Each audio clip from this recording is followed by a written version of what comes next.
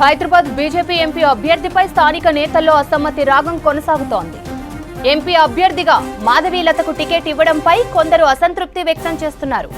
దీంతో మాధవీలతకు హైదరాబాద్ పార్లమెంటు పరిధిలోని బీజేపీ లీడర్లకు మధ్య గ్యాప్ పెరిగినట్లు తెలుస్తోంది.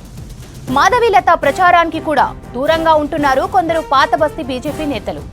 ఇదే విషయంపై BJP national organising joint general secretary Shivprakash అధ్యక్షతన సాయంత్రం 5 గంటలకు నాంపల్లిలో సమీక్ష జరగనుంది. ఈ సమీక్షలో నేతల అభ్యంతరాలపై చర్చించనున్నారు. ఇక బీజేపీ స్టేట్ ఆఫీస్ నుంచి మరిన్ని డీటెయిల్స్ శ్రీనివాస్ అందిస్తారు. శ్రీనివాస్. స్రవంతి, భారతీయ జనతా పార్టీ 12 ఎంపీ సీట్లను టార్గెట్గా పెట్టుకుంది. అట్లనే 30% మేర ఓట్లు రావాలనేటువంటి ఒక టార్గెట్ తోటి పనిచేస్తుంది. ఇప్పటికే 17 పార్లమెంటు టికెట్లను కూడా ప్రకటించింది. ఇప్పుడు వరుసగా ఆయా పార్లమెంటు నియోజకవర్గాలకు సంబంధించి సమీక్షలు నిర్వహిస్తున్నారు. నిన్న వరంగల్ సంబంధించినటువంటి పార్లమెంటు సమీక్ష అయింది.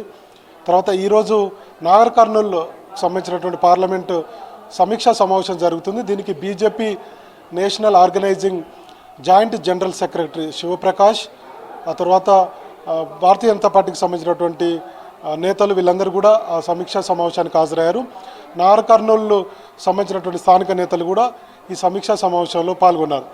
నాగర్ కర్నూలు నుంచి మరి కాసేపట్లో ఆయన హైదరాబాద్కు చేరుకుంటారు. హైదరాబాద్లో ఈరోజు సాయంత్రం హైదరాబాద్ పార్లమెంటు సమీక్షా సమావేశం ఉంది. అది నాంపల్లిలో ఈ సమీక్షా సమావేశం జరగబోతుంది. దీనికి హైదరాబాద్ ఎంపీ మాధవీలతకు సంబంధించినటువంటి ఆఫీస్లోనే ఈ సమావేశాన్ని ఏర్పాటు చేశారు. అయితే మాధవీలతకు హైదరాబాద్ ఎంపీ టికెట్ ఇవ్వడం పట్ల పాత బస్తీలో ఉన్నటువంటి, ముఖ్యంగా హైదరాబాద్ పార్లమెంటు నియోజకవర్గ పరిధిలో ఉన్నటువంటి చాలామంది బీజేపీ సీనియర్ నేతలు అసంతృప్తి వ్యక్తం చేస్తున్నారు. అందులో గోషామహల్ ఎమ్మెల్యే, సీనియర్ ఎమ్మెల్యే అయినటువంటి రాజా సింగ్ కూడా అసంతృప్తి వ్యక్తం చేస్తున్నారు. ఇప్పటివరకు మాధవీలతతో కలిసి ఆయన ప్రచారం నిర్వహించలేదు. మరోవైపు చాలామంది పాత బస్తీకి చెందినటువంటి బీజేపీ నేతలు కూడా ప్రచారానికి రావడం లేదు. కేవలం మాధవీలత మాత్రమే ప్రచారం నిర్వహిస్తున్నారు. దీంతో గత కొన్ని రోజుల నుంచి కూడా అసమ్మతి, మాధవీలతకు అసమ్మతి నేతలు ఎక్కువయ్యారని చెప్పవచ్చు. ఎందుకంటే మాధవీలతకు టికెట్ ఇచ్చే ముందు భారతీయ జనతా పార్టీలో ఉన్నటువంటి, ముఖ్యంగా హైదరాబాద్ పార్లమెంట్ పరిధిలో ఉన్నటువంటి ఎవరైతే టికెట్ ఆశించారో వాళ్ళతో సంప్రదించలేదనేది ఒక అసంతృప్తి.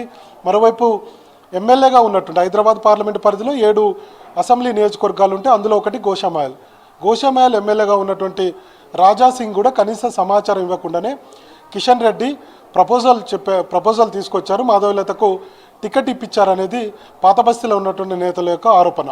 సో దీంతో మాధవీలతకు సహాయ సహకారాలు అందివ్వడంలో కానీ, లేదంటే మాధవీలత కూడా పాత బస్తీ సంబంధించినటువంటి నేతలను కలవడం కానీ, లేదంటే రాజా సింగ్ ఇంటికి వెళ్ళి ఆయనను ప్రచారంకి రావాలని పిలవడం కానీ ఇవన్నీ చేయడం లేదు. తను ఒంటరిగానే ప్రచారం చేసుకుంటుంది. ఇంకొక వైపు బీజేపీకి సంబంధించినటువంటి నేతలందరూ కూడా దూరం పాటిస్తున్నారు ప్రచారానికి.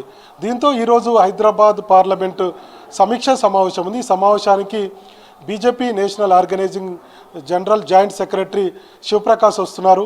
సో ఈ సమావేశానికి మరి బీజేపీకి సంబంధించినటువంటి హైదరాబాద్ పార్లమెంటు పరిధిలో ఉన్నటువంటి నేతలు హాజరవుతారా లేదనేది కొంత ఆసక్తికరంగా మారింది.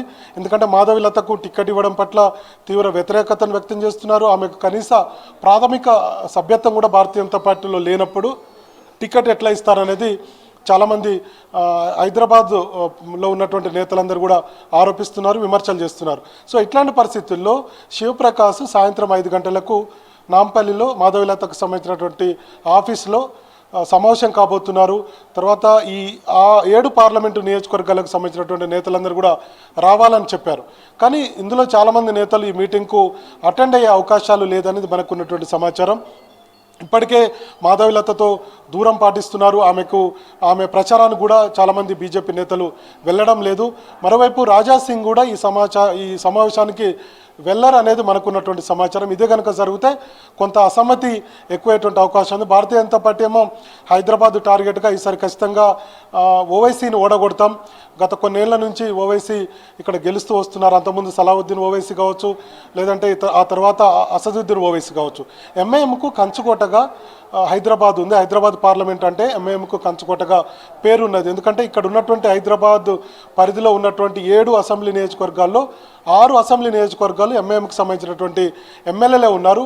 ఒకే ఒక్కరు బీజేపీ ఎమ్మెల్యే గోషామహల్ నియోజకవర్గం నుంచి రాజా సింగ్ మాత్రమే ఉన్నారు. మిగతా 6 నియోజకవర్గాల్లో ఎంఐఎంకి సంబంధించినటువంటి ఎమ్మెల్యేలే ఉన్నారు. కాబట్టి వాళ్ళకు గెలుపు ఈజీ అవుతుంది. ఇంకొక వైపు హైదరాబాద్ పార్లమెంటు పరిధిలో 60% మేర మైనారిటీ ఓట్లు ఉన్నాయి. ముస్లిం సంబంధించినటువంటి ఓట్లు ఎక్కువగా ఉన్నాయి కాబట్టి వన్ సైడ్గా ఎంఐఎంకి పడుతున్నాయి కాబట్టి గెలుస్తున్నారు. అయితే ఈసారి భారతీయ జనతా పార్టీ ఖచ్చితంగా మాధవీలతను తీసుకొచ్చి కొంత హిందుత్వంతో ఉంది అనేటువంటి అభిప్రాయంతో భారతీయ జనతా పార్టీ నేతలు ఉన్నారు కాబట్టి సో ఆమెని తీసుకొచ్చి ఖచ్చితంగా రాజా సింగ్కు కౌంటర్గా ఉంటుంది. రాజా సింగ్కు కొంత ఇక్కడ అంటే బీజేపీ నేతలు చెప్తూ వస్తున్నారు, కొంతమంది కిషన్ రెడ్డి కానీ మిగతా నేతలు.